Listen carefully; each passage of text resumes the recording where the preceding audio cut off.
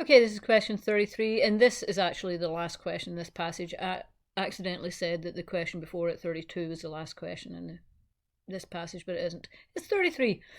And in that last video, I did say that the last question often is a little bit different. And yes, this one kind of proves the point. So let's just see what it says. It says a vector quantity such as tension may be written as this ax little doodah plus by with little doodah above it, where a is the vector's horizontal component, okay, and b is the vector's vertical component. All right, for example, the tension in N in cable 1 during trial 1, and I'm going to come over to the right hand side and just make sure that I don't need that. So the tension in cable 1 during trial 1 could be written as minus 55.6 plus 9.8 y. Okay. Which of the following expressions gives the tension in N, I think that's newtons, in cable 2 during trial 1? Right, so here's the thing. Remember, this is the last question. And remember that questions get harder as they go through, as you go through the passage. So this will be the hardest or one of the hardest questions. And I can see exactly what they're doing to try and trip up an unsuspecting student who just thinks, oh, this is just as straightforward as the other ones. It has this here, I wonder what that happened. This here, right? Minus, I've just written over it, minus 66, minus 55.6x. And it's thinking that you're going to go over to the right-hand side and go, oh, look, minus 55.6, and it's positive 0.8. This is the equation it's given, so cable 2 must be these two numbers. And you will see that that is actually an answer. If you come back to the left-hand side, it gives this as an answer if you fell into that trap. And as soon as I saw this, I thought, this is too easy. Hang on, that can't be right. And I thought, okay, I need to know a wee bit more because... And then I looked at it, and this has... And I hadn't really looked at it so much before. T1x... and this is T1y, this is T2, that's cable 2, and this is T3, that's cable, this is 2 and that's 3. These are both 1.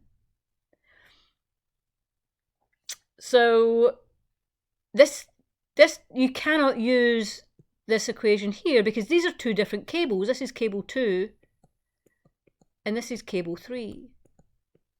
So we're going to have to find out a wee bit more about how we would write this, because it says if we go back to the question, it says horizontal component and a vertical component. So A, the first part of the equation, is the horizontal and B is the vertical, and none of that said. You don't find that anywhere in this little description.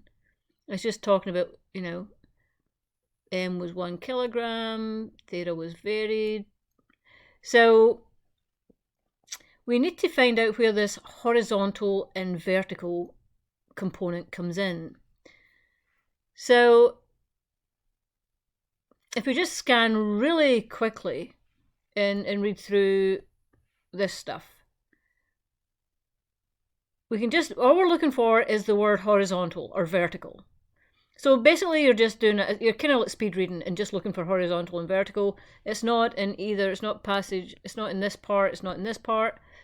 Come over here and look right there, horizontal component and vertical component. So the tension in cable 1, T1, had a horizontal component.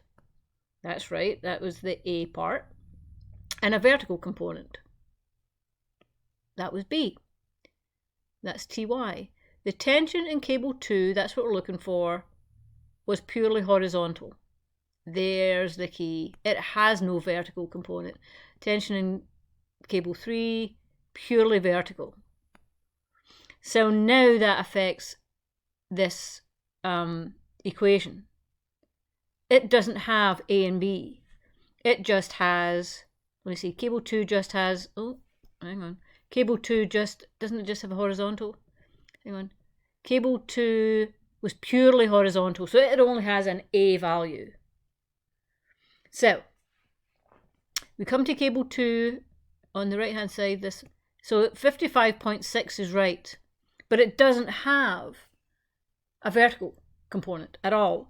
So it would be 55.6x and plus nothing. It doesn't have it. And that is answer D. And I bet you a whole bunch of money that a lot of students got this question wrong by reading it, by putting in the 55, by putting in answer C. I bet you that's how they caught a whole bunch of students. But if you train properly for the science test and you know the last question is going to be harder than any other question in the passage, you would have known, no, that is way too easy. I have to look a bit further. And then all you had to do was get to this reading part here and know that T1X and T1Y are the same cable, but T2 and T3 are different cables, and T2 did not have any vertical component, and that means it would be a 0 right here. It has nothing. So just be aware of that when you're doing the science test, and you'll be fine. But yeah, that would have caught a lot of students who don't do a lot of practice with actual ACT questions and don't know the layout and how the ACT question makers work this test.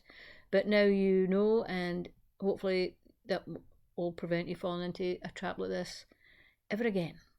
All right, so the answer is D.